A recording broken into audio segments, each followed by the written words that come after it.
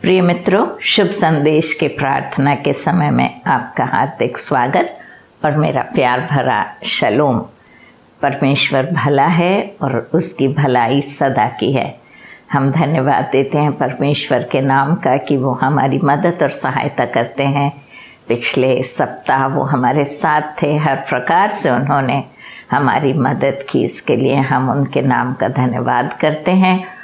और आज का समय हम पवित्र आत्मा के हवाले करते हैं कि वो हमारी अगुवाई करें। हमें जो संदेश उन्होंने आज हमारे लिए तैयार किया है वो हम तक पहुंचाए और हम उसके वचनों के द्वारा आशीष पा सकें। हम परमेश्वर को धन्यवाद देते हैं कि जो भी तकलीफ़ें और समस्याओं का हमने सामना किया, परमेश्वर हमारे साथ था और परमेश्वर की शक्ति से हम जयवंत से भी बढ़कर होते हैं। तो इसलिए हम अपने आप को फिर से एक बार उसके हवाले करते हुए आइए प्रार्थना में जाएंगे। परम प्रधान परमेश्वर पिता, हम तेरे नाम का धन्यवाद करते हैं, धन्यवाद देते हैं इस समय के लिए और विनती करते हैं कि आप हमारी अगुवाई करेंगे। हमारे दिल दिमाग को खोलिए परमेश्वर, हमारे कानों को खोलिए, मेरी ज़ुबान को छू लीजिए परमेश्वर। होने दे कि हम जो कुछ कहें, सुने, समझें, ग्रहण करें, वो सब कुछ तेरी इच्छा अनुसार हो। अपने लहू से हमें फिर से एक बार धो दे और अपने नाम से हमें पवित्र कर, ताकि परमेश्वर हम तेरी अगुवाई में तेरे पीछे पीछे चल सकें। और प्रभु जी, हम केवल सुनने वाले नहीं परंतु उस पर चलने हारे बन सकें।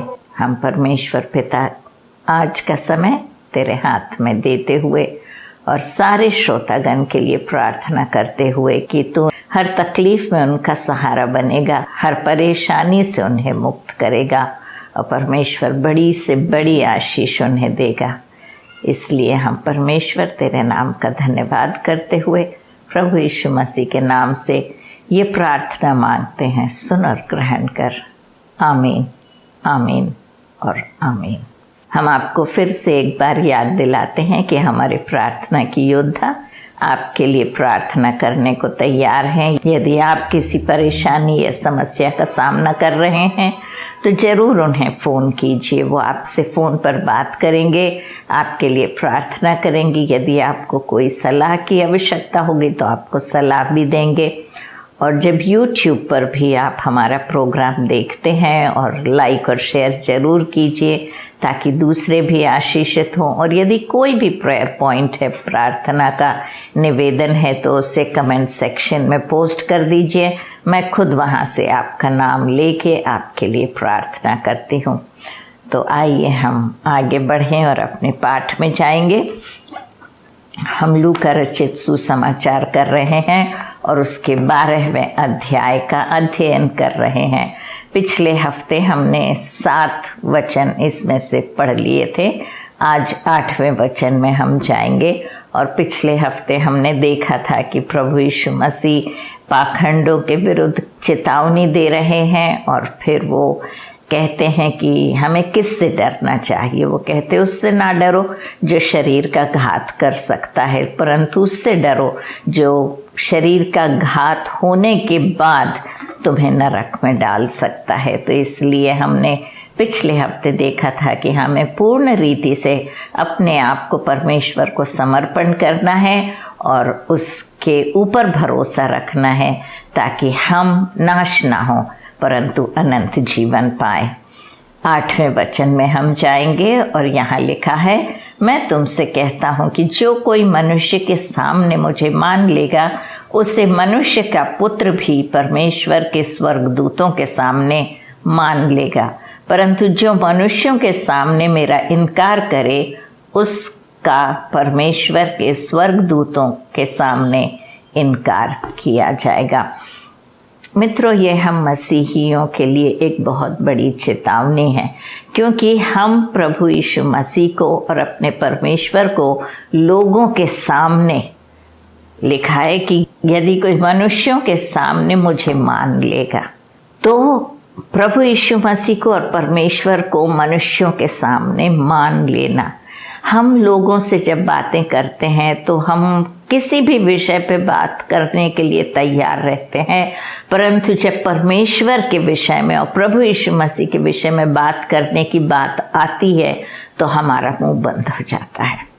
हम प्रभु के बारे में नहीं बात करते हैं। हम या तो डरते हैं या शर्माते हैं, हमें नहीं मालूम किस लिए, लेकिन हम नहीं बात करते। हम टीवी के विषय में बात करते हैं, वातावरण के विषय में बात करते हैं, समाचारों के बारे में बात करते हैं, कौन से देश में क्या हो रहा है, हमारे देश में क्या हो रहा है।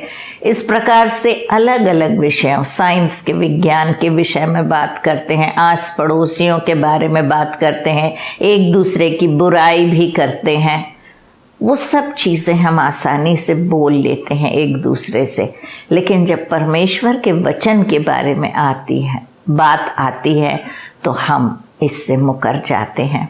लेकिन परमेश्वर यहाँ प्रभु यीशु मसीह चेतावनी दे रहे हैं, कह रहे हैं यदि तुम मुझे मनुष्यों के सामने मान लोगे तो मैं तुम्हें अपने परमेश्वर पिता के सामने मान लूँगा।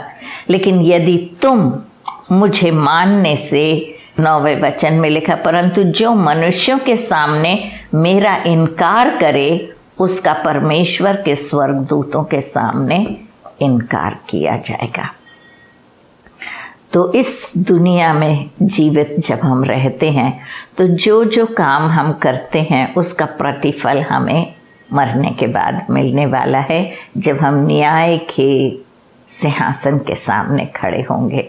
और उस समय जब हमसे पूछा जाएगा कि हमने कितनों के सामने गवाही दी है प्रभु यीशु मसीह के विषय में, तो या तो हमारे सिर शर्म से झुक जाएंगे और हमें शर्मिंदा होना पड़ेगा, या हमारा सिर ऊंचा रहेगा कि हमने गवाही दी है।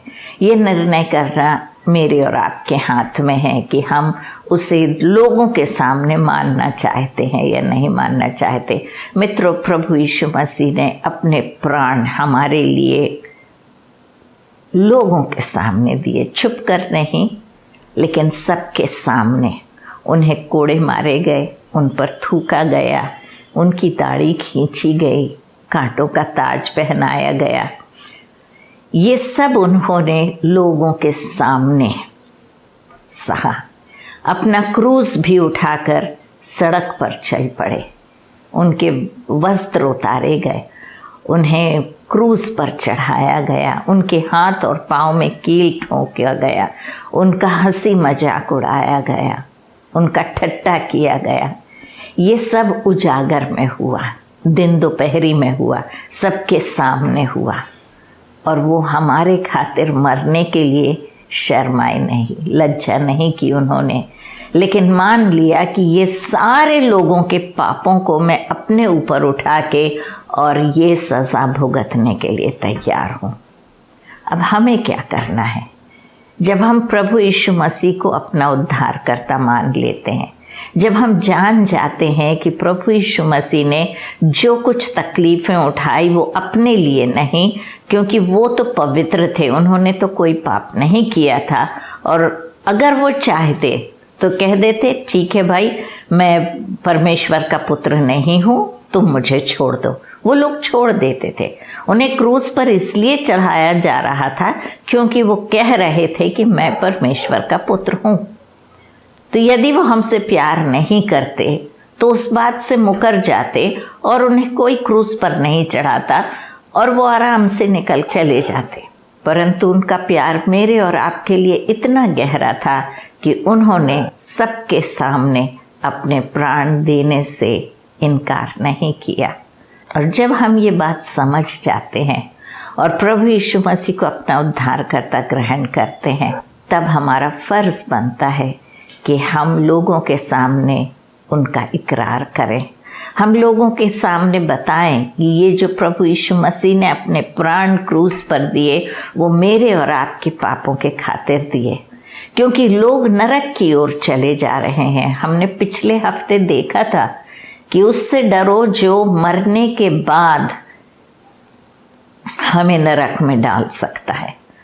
तो उससे लोगों का परिचय हमें कराना है कि देखो हम नरक की ओर चले जा रहे हैं, लेकिन पर प्रभु यीशु मसीह ने अपने प्राण इसलिए दिए कि हम नाश न हो परंतु अनंत जीवन पाए, नरक नहीं परंतु अनंत जीवन स्वर्ग में बिताएं।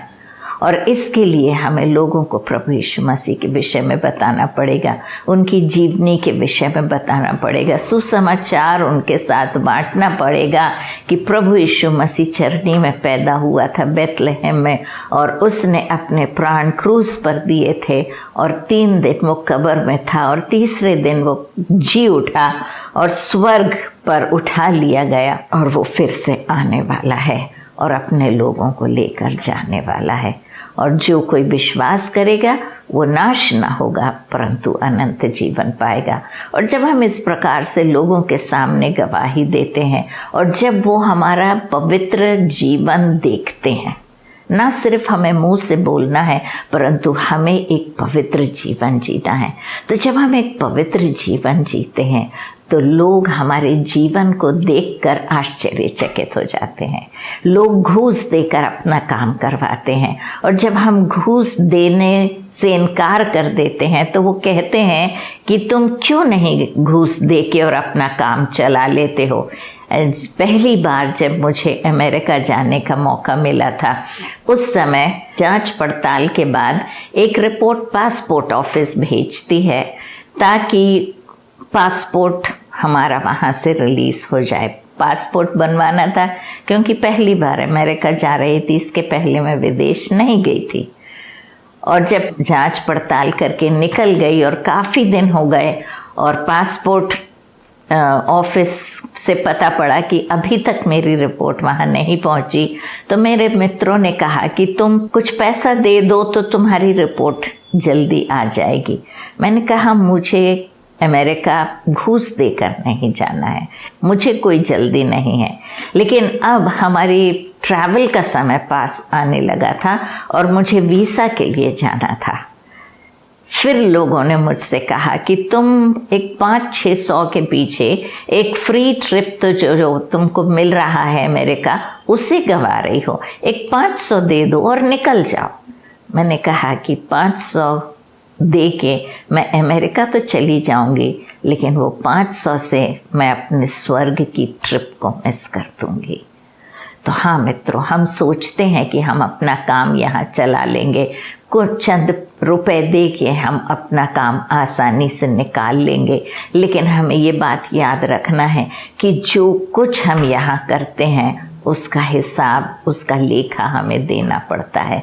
तो इसलिए हमारा जीवन एक पवित्र जीवन हो, झूठ बोलने से हम इनकार करें, दूसरों का नुकसान करने से हम इनकार करें, दूसरों की बुराई करना हम छोड़ दें, दूसरों को प्यार करना हम सीख लें, दूसरों की मदद करना हम सीख लें, हम नम्र बने, हम दूसरों के लिए जिएं। और इस प्रकार से जब लोग हमें देखेंगे, हमारे पवित्र जीवन को देखेंगे, हमारे सुंदर जीवन को देखेंगे, मसीह को हम में देखेंगे, तब वो मसीह की ओर आकर्षित होंगे।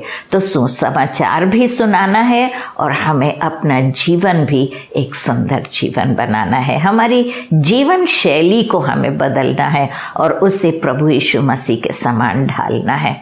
तो इस प्रकार से जब हम अपने जीवन के द्वारा और अपने वचनों के द्वारा प्रभु यीशु मसीह का इकरार लोगों के सामने करेंगे, तो परमेश्वर का वचन कहता है कि वो स्वर्गदूतों के सामने हमारा इकरार करेगा। वो कहेगा ये मेरे बच्चे हैं, इन्होंने अपना जीवन मेरे लिए व्यतीत किया, दूसरों के सामने मेरे गवाह बनकर ये जिए हैं, और क्योंकि हम उन्हें दूसरों के सामने मान लेते हैं, इसलिए परमेश्वर भी परमेश्वर के सामने और स्वर्गदूतों के सामने हमारा इकरार करेंगे। जो कोई मनुष्य के पुत्र के विरोध में कोई बात कहे, उसका वह अपराध क्षमा किया जाएगा, परंतु जो पवित्र आत्मा की निंदा करे उसका अपराध क्षमा नहीं किया जाएगा। मित्रों, ये बात हम ध्यान में रखें कि एक पाप है जो क्षमा नहीं किया जाता है, और वो है पवित्र आत्मा के विरुद्ध। इसलिए जब कभी भी हम पवित्र आत्मा के विषय में बातचीत करते हैं तो हमें बहुत सावधान रहना है कि हम पवित्र आत्मा के अगेंस्ट में या विरोध में कोई बातें ना कहें, क्योंकि यदि हम पवित्र आत्मा के विरोध में कोई बातें करते हैं तो वो पाप माफ नहीं होता। प्रभु यीशु मसीह के विरोध में तो बहुतों ने बात की, शुरू से, जब से वो पैदा हुए और जब तक वो मरे, और मरने के बाद आज तक भी प्रभु यीशु मसीह को लोग अब शब्द भी बोलने से पीछे नहीं हटते, उनकी निंदा करने से पीछे नहीं हटते। एक इंसान कह रहा था कि यदि प्रभु यीशु मसीह खुद अपने आप को नहीं बचा पाया तो वो दूसरों को क्या बचाएगा। ये बाइबल में लिखा है। वो कह रहे थे खड़े होके क्रूस के सामने, और आज भी लोग कहते हैं कि ऐसा कैसा प्रभु है जो इतना शक्तिहीन है कि खुद को नहीं बचा पाया, वो तो खुद हारा हुआ है, दूसरों को कैसे जिताएगा। लेकिन मेरे मित्रों, प्रभु यीशु मसीह इसलिए हारा कि हम जीत सकें, और वो हारा नहीं, ऐसा लगा जैसे वो हार गया, क्योंकि गुड फ्राइडे के दिन जब उन्हें मारा गया, क्रूस पर चढ़ाया गया, जब उनकी मृत्यु हुई तो ऐसा लगा कि वो हार गए हैं, मृत्यु से हार गए हैं। लेकिन उन्हें मृत्यु से इसलिए हारना पड़ा क्योंकि पाप की मजदूरी मृत्यु है, और हमारे क्योंकि पाप का बोझ उन पर था, वो सज़ा उन्हें भुगतना ज़रूरी था, और उन्होंने अपने आप को मृत्यु के हवाले कर दिया। लेकिन मृत्यु उन पर ज़्यादा दिन काबू नहीं रख पाई। तीसरे दिन वो मृतकों में से जी उठे, जयवंत हुए और लोगों को दिखाई दिए, और 500 लोगों से ऊपर लोग खड़े थे, और पहाड़ पर जब वो लोगों से बात कर रहे थे, एक बादल आया और प्रभु यीशु मसीह का स्वर्गारोहण हो गया।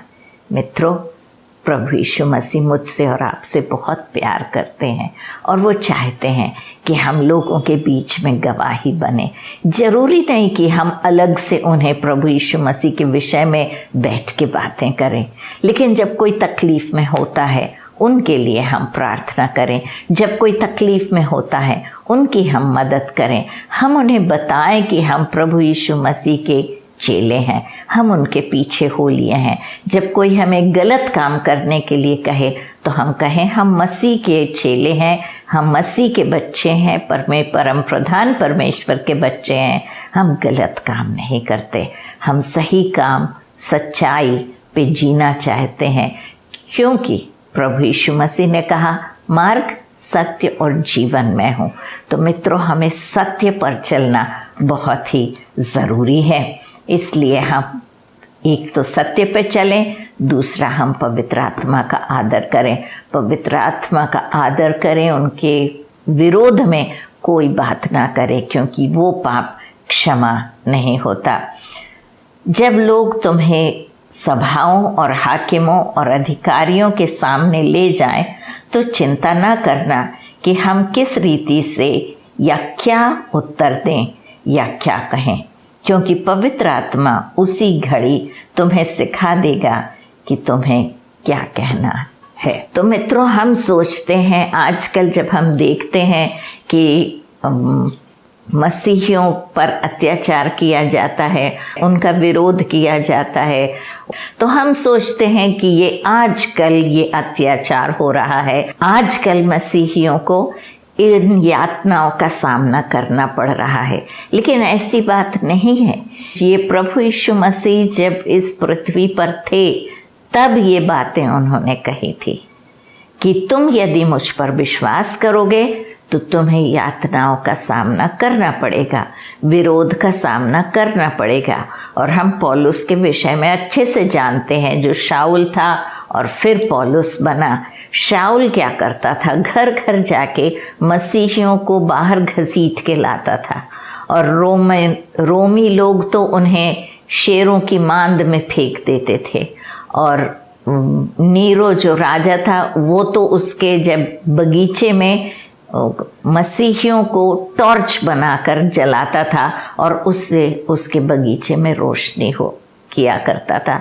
तो इस तरीके से हम देखते हैं कि जब से मसीह इस दुनिया में आया और जब से लोग उसके पीछे हो लिए, तब से ही यातनाओं का उन्हें सामना करना पड़ा। प्रभु यीशु मसीह के कोई भी चेला सामान्य रूप से नहीं मरा, सामान्य मौत किसी की नहीं हुई।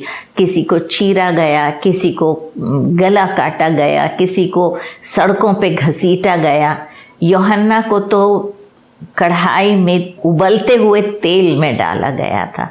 तो इस प्रकार से मित्रों, पहले जो चेले प्रभु यीशु मसीह के थे वहीं से यातनाएं शुरू हो गई थी। तो हम अचंभा ना करें, आश्चर्य ना करें कि मसीहियों को तकलीफ क्यों दी जाती है। यहाँ हम देखते हैं कि प्रभु यीशु मसीह कह रहे हैं कि तुम्हें हाकिमों के सामने, अधिकारियों के सामने और ले जाया जाएगा, सभाओं में तुम्हें खड़ा किया जाएगा और वहाँ पर तुम्हें जवाब देना पड़ेगा। क्या जवाब देना पड़ेगा? तुम क्यों मसीह के विषय में दूसरों को बताते हो? तुम सुसमाचार क्यों फैलाते हो? तुम प्रभु यीशु मसीह के बारे में दूसरों को क्यों बताते हो?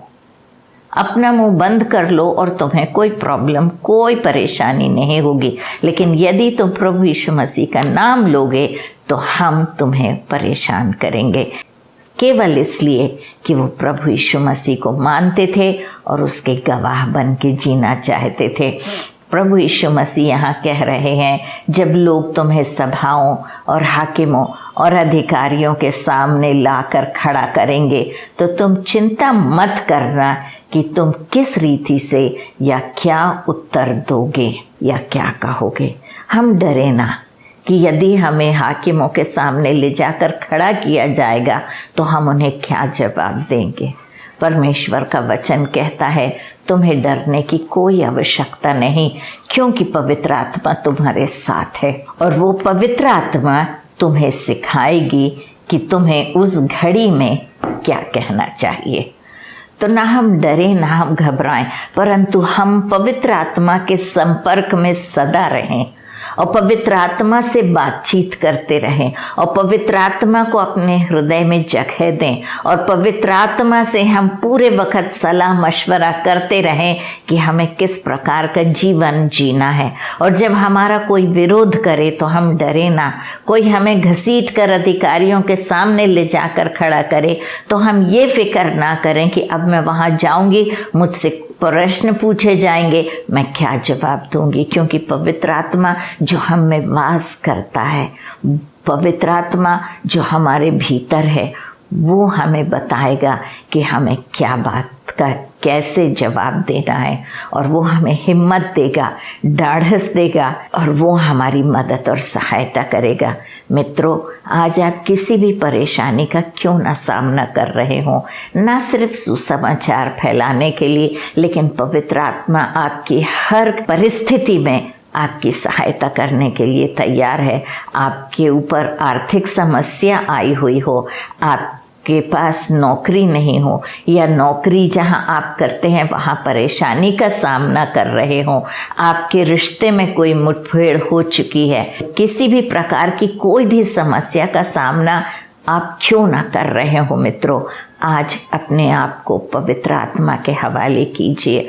उससे पूछिए कि आपको इस परिस्थिति में क्या करना है और पवित्र आत्मा आपको ताकत देगा, हिम्मत देगा, बुद्धि और ज्ञान से परिपूर्ण करेगा, ताकि आप पवित्र आत्मा से अभिषेक पाकर और परमेश्वर की सही राह पर चल सकेंगे। पवित्र आत्मा से हम कैसे परिपूर्ण हो सकते हैं, ये सीरीज़ मैंने की है। आप पिछले कुछ एपिसोड्स में जाएंगे तो वहाँ करीब 7-8 एपिसोड्स हमने किए हैं कि हम पवित्र आत्मा से कैसे परिपूर्ण हो सकते हैं। तो मित्रों, से ज़रूर देखिए, पवित्र आत्मा से भरपूरिता का अनुभव कीजिए और पवित्र आत्मा आपकी मदद और सहायता करेगी। आइए हम प्रार्थना करें। परम प्रधान परमेश्वर पिता, हम आपके नाम का धन्यवाद देते हैं कि आप हमें हिम्मत, ताकत, बुद्धि और ज्ञान से परिपूर्ण करने के लिए तैयार हैं, ताकि हम अपना मसीही जीवन आपकी इच्छानुसार जी सकें और हम न डरें न घबराएं, परंतु लोगों के सामने आपका परमेश्वर अंगीकार करें कि आप हमारे प्रभु हैं, हमारे परमेश्वर हैं। और जब हम आपको लोगों के सामने मान लेंगे तब परमेश्वर के सामने आप हमें मान लोगे। लेकिन यदि हम आपका इनकार करेंगे और आपकी बातें करने से यदि हम शर्मिंदा होंगे तो आप भी हमारा स्वर्गदूतों के सामने इकरार करने से मुकर जाएंगे। इसलिए प्रभु जी हम विनती करते हैं कि आप हमें ढाढ़स देंगे, हिम्मत देंगे, ताकत देंगे, बुद्धि और ज्ञान देंगे, ताकि हम लोगों के सामने आपका सुसमाचार फैला सकें, उन्हें आपके विषय में बता सकें। और ना सिर्फ मुंह से हम आपके विषय में बात करें, परंतु हमारा जीवन एक आपके नाम का गवाह बनकर ठहर सके, ताकि लोग जब हमारे जीवन को देखें तो वो हमारे मसीही जीवन को देखकर आपके नाम की महिमा और बड़ाई कर सकें। परमेश्वर पिता हम विनती करते हैं कि आप हमें उस दिन के लिए तैयार करेंगे, क्योंकि पवित्र आत्मा हमारी मदद करने को तैयार है कि हम चिंता ना करें कि जब हम मुसीबतों का सामना करते हैं, सभाओं में हमें खड़ा किया जाता है, अधिकारियों और हाकिमों के सामने जब हम खड़े होते हैं तो ना हम डरे ना घबराएं, परंतु पवित्र आत्मा पर निर्भर हों, ताकि पवित्र आत्मा हमें अपने आप से भरकर और हमें सिखाए कि हमें क्या बोलना है। हम पर अपनी आशीष का हाथ रखिए, हमारे श्रोतागणों को बड़ी से बड़ी आशीष देके उन्हें परिपूर्ण कीजिए और होने दीजिए कि हम सब मिलकर आपके लिए जी सकें और परमेश्वर अनंत जीवन के बारे सोच सकें। आशीषों के लिए हृदय से आपके नाम का धन्यवाद देते हुए प्रभु यीशु मसीह के नाम से हम ये प्रार्थना मांगते हैं, सुन और ग्रहण कर। आमीन, आमीन और आमीन। जय मसीह के मित्रों, परमेश्वर आप लोगों के साथ हो। अगले हफ्ते फिर मुलाकात होगी, तब तक परमेश्वर की उपस्थिति आपके साथ रहे। आमीन।